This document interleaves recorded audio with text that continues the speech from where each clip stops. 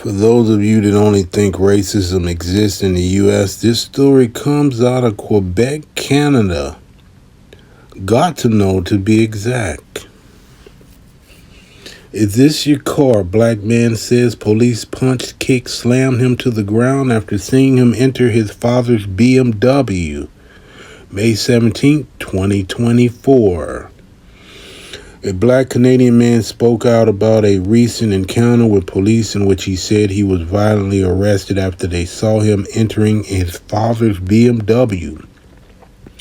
CBS reported that Gaddafi Keenan Fagan Pierre, he's definitely a foreigner, or maybe not. It sounds like a French name at the end. Maybe he's biracial. Okay. Pierre was leaving his mother's home on the morning of April 14th and preparing to use his dad's car when two officers spotted him. Is this your car? One cop asked after approaching Fagan Pierre. No, Fagan Pierre responded. Well, whose car is it? A cop asked. Fagan Pierre found it odd that he was getting the third degree. You must be new to this, huh? Why do you need this information? Is the car stolen? Like, what's going on? The 31-year-old asked the officers, why are you here? So he's 31, so he shouldn't be new to it. He should understand what's going on unless that's his first encounter with police officers. Fagan Pierre lives with his mother in Quebec, but his father, who lives in Ottawa, regularly lends him his BMW to drive. Yet the cops told Fagan Pierre that he looked suspicious getting into the vehicle. You see a black man getting into a nice car, I guess that's suspicious to you. At that point, the situation began to escalate. As the female officer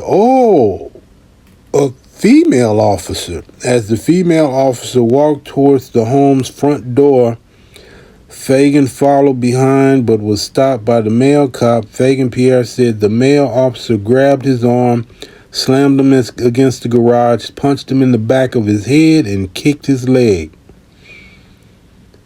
He runs up against me, grabs my left arm, and then he just starts going crazy, Fagan recalled. He starts trying to break my wrist. I was screaming, please, please stop. Fagan Pierre said from there he slammed him to the ground, pressed his face into the pavement, and pinned a knee in his back, which made it hard for him to breathe. Where did I go? Gatineau Police told CBS that Pierre's arrest necessitated the use of force and that he was taken into custody for obstructing a police officer in the execution of his duty. Ain't that something? How many times we hear that? Okay, they didn't have probable cause to even mess with him to begin with. So that's the cover-up. He resisted. You had no reason bothering him. How about that? Fagan Pierre remembers an officer told him he was being arrested for kicking. If I did strike them, it was in self-defense of me just moving my legs from the pain that was being inflicted on me that I had never felt in my life, he said.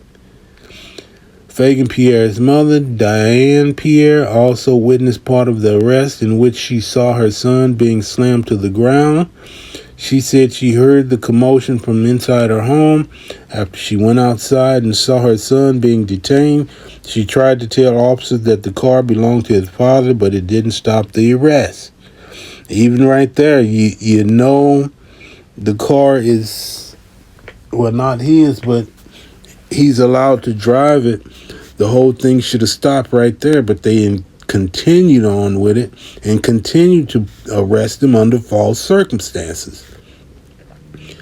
I'm massively confused and in trauma, Pierre said. Of the moment she saw the scene, it was a very negative, jarring situation for me. Pierre said her son never fought back against the officer. A neighbor who witnessed the arrest said it looked rough, but it didn't look like Fagan Pierre was fighting against the cop. Okay. I tried to express that this was racial profiling, Fagan Pierre said. That's when they shouted at me to shut up. This car belongs to a 70-year-old person, and you don't look 70 years old. Wow. Fagan Pierre's father was 69 at the time of the incident. While the cops didn't respond to Fagan Pierre when he accused them of racially profiling, they did address the claims with his mother. She said the one cop told her they stopped her son because of the way he looks and what he was wearing. Typical. They justified what they did by the way the young man was dressed. No, just call it what it was. Fagan Pierre has locks and was wearing a hoodie, a paisley scarf, ripped jeans, and a hat at the time of the arrest. A spokesperson for the Gatineau Police Force said racial profiling is never tolerated, and any officer who makes inappropriate or discriminatory statements or gestures must face the consequences. The department also said investigators looked into the case and didn't find the male officer who restrained Fagan Pierre violated any policies. Really? You investigating yourself and you didn't find anything that violated their policy. The whole thing was a violation because they racially profiled him based on what they just said about how he looked. That's racially profiling. And they just said it in this statement that I just read. Fagan Pierre said he was physically and psychologically scarred from the encounter. His wrists were left bruised and swollen, and his elbows, shoulders, and knees got scratched up. That nightmare sits with me every night, he said. Something needs to really change in the system. It ain't right. There's too many black people that are being assaulted and are being brutalized for absolutely nothing. Where did I go? The family filed complaints and is considering taking legal action. You better take legal action. Sue the shit out of that city. Sue the shit out of them. Okay, according to CBC, available data shows that Quebec's Police Ethics Commission received an average of 156 racial profiling complaints from 2017 to 2022. Only 11 complaints were reviewed by the commission members in that 5-year period. 4 of them resulted in the discipline of a police officer. So only 4 out of 156, only 4 of them, they found any problem. That sounds odd to me.